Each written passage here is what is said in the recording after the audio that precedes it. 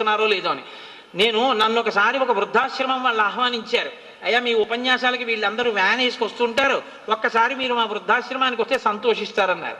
అయ్యయ్యో, నాకు సంతోషమేనండి, వస్తానని ఏదో రోజు చూసి మొత్తం మీద వెళ్ళారు. వెడితే ఏదో ఒక్కొక్కళ్ళని చూపిస్తున్నారు, ఈవిడ ఫలానా ఆయన ఫలానా అని.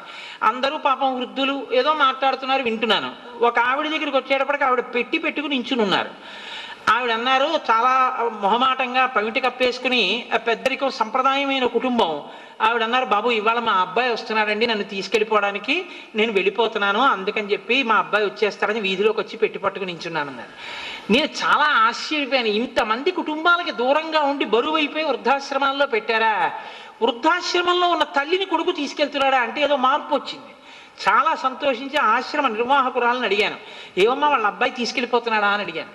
అడిగితే ఆవిడ అన్నారు, అయ్యా ఏం చెప్పమంటారు, ఈవిడికి పెళ్ళైనటువంటి 22 సంవత్సరములు పిల్లలు లేరు, ఈవిడ మొక్కని మొక్కు లేదు, ఈవిడ నోచని నోము లేదు, ఎన్ని గుళ్ళుకి వెళ్ళిందో ఎన్ని అంగ ప్రదక్షిణాలు చేసిందో, లేక లేక లేక లేక లేక లేక ఒక్క కొడుకు పుట్టాడు. ఈవిడ ప్రాణాలన్నీ ఆ కొడుకు మీదే పెట్టి పెంచుకుంది. ఈవిడ భర్త గారు శరీరాన్ని విడిచిపెట్టేశారు.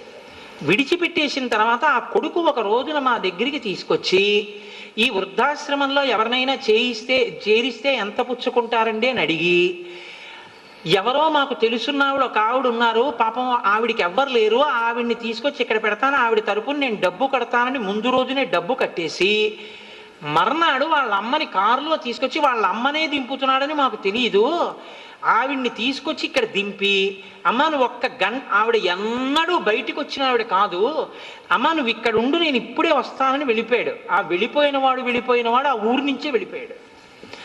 ఆ తల్లి ఇక్కడ నిలబడి ఉంటే మేము వెళ్ళి అడిగాం మీరెవరని.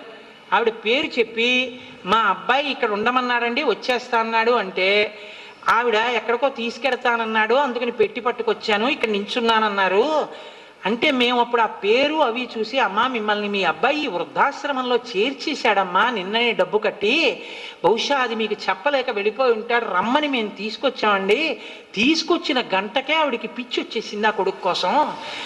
ఆ క్షణం నుంచి ఆవిడ అన్నం తింటారు, జడివాన పడుతున్నా లోపలికి వెళ్ళరు, ఇలాగే పట్టుకుని మా అబ్బాయి వచ్చేస్తాడండి నేను వెళ్ళిపోతానని ఆవిడ చేరిన 3 ఏళ్ల నుంచి ఇక్కడే పట్టు కూర్చుంటున్నారండి అన్నారు.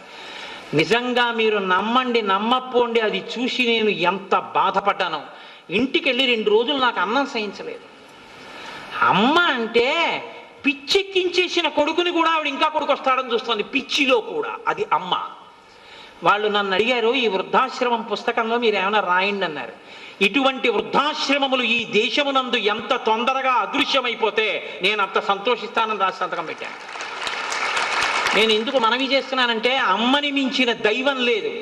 అటువంటి అమ్మని తిరస్కరించడం, అటువంటి అమ్మని అగౌరవపరచడం, అమ్మ గురించి చులకనగా మాట్లాడడం, అమ్మ అంటే హాస్యానికి సంబంధించిన వస్తువుగా చిత్రీకరించడం ఎంత దారుణమైన విషయమో మీరు ఆలోచించండి.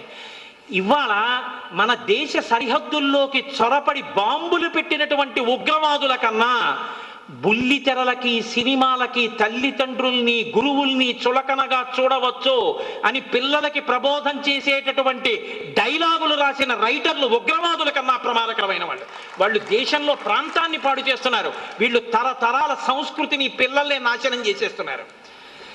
తల్లిదండ్రుల్ని గౌరవించడం తప్ప, అమ్మకి నమస్కరించడం తప్ప వేరొకటి తెలియని జాతి ఈ జాతి.